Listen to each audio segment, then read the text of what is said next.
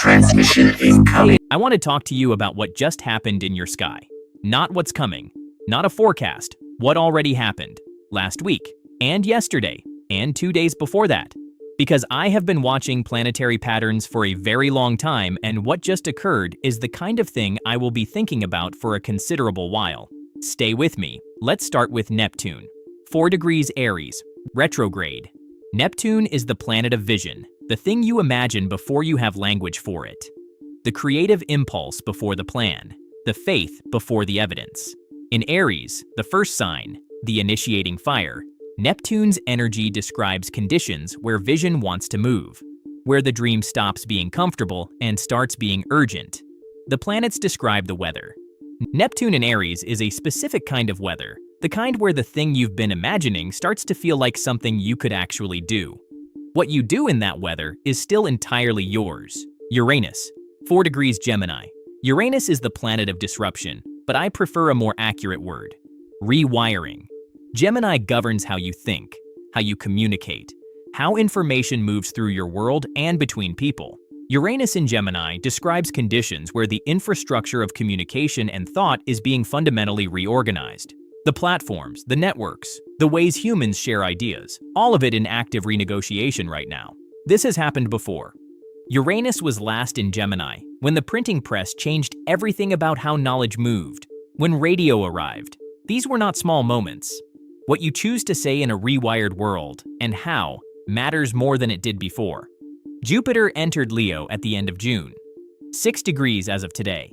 Jupiter is the principle of expansion.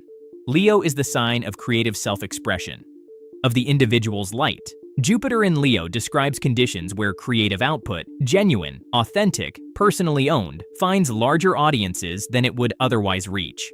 I want to be precise about this. Jupiter does not make you famous. Jupiter in Leo creates conditions where what you actually make, if you make it honestly, has room to expand. The stage gets bigger. Whether you step on it is still your move. Pluto, 4 degrees Aquarius, retrograde. Pluto moves slowly, 15 to 20 years in a sign, which means what Pluto describes is not a moment, it is an era. Pluto in Aquarius describes conditions where collective structures, institutions, systems, the architecture of how societies organize themselves undergo irreversible transformation. The opportunity inside it depends entirely on what you choose to build in the space it clears. Here is what I need you to see. Neptune, 4 degrees Aries. Uranus, 4 degrees Gemini. Pluto, 4 degrees Aquarius. 3 outer planets within 1 degree of 4 degrees, all forming exact aspects to each other between July 15th and 23rd. Outer planets describe collective evolution. When they aspect each other simultaneously, which is rare, they describe a moment where multiple long-arc evolutionary themes are in active dialogue. Not one thing changing, everything in motion at once.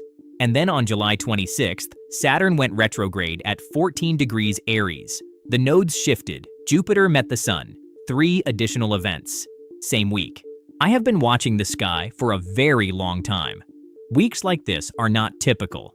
Let me show you what these conditions look like on a real chart. Lady Gaga, born March 28th, 1986. Sun at 7 degrees Aries. Moon in Scorpio. Neptune is currently at 4 degrees Aries, moving toward her natal sun at 7 degrees. Jupiter in Leo is forming a trine to that Aries Sun.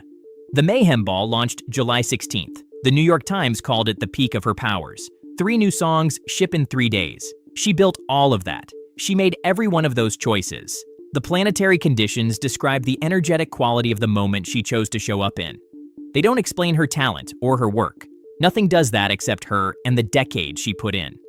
But here is what I find genuinely fascinating. People who do the work, who build the thing, who show up consistently when their chart aligns with moments like this. You can see it. The sky is not the reason, but it is a remarkably accurate description. Here is what I want you to actually do. Go to astro.com, free, run your natal chart, find these degrees. 4 degrees Aries, Neptune. 6 degrees Leo, Jupiter. 4 degrees Gemini, Uranus. 4 degrees Aquarius, Pluto. Do you have natal planets within 3 degrees of those positions? If yes, you are in direct dialogue with this alignment. If nothing hits exactly, Find which houses those signs fall in for your rising sign. Aries house, identity and new beginnings. Leo house, creativity and self-expression. Gemini house, communication and ideas. Aquarius house, community and collective contribution. 4 areas of your life, all in motion simultaneously. What you choose to do with that is, as always, completely up to you. You didn't choose to be alive in July 2026, but you are. And what just happened in the sky this week describes conditions that, from what I have observed, across a time span I will decline to specify, don't come around often. The planets describe the weather. A week like this is a particular kind of weather, the kind where the thing you build in it has a chance to be more real, more lasting, more genuinely yours than it might otherwise have been. That is not a promise. Nothing in astrology is a promise. It is an observation from someone who has been watching for a very long time. The sky showed you the door. Don't at me, the stars said it.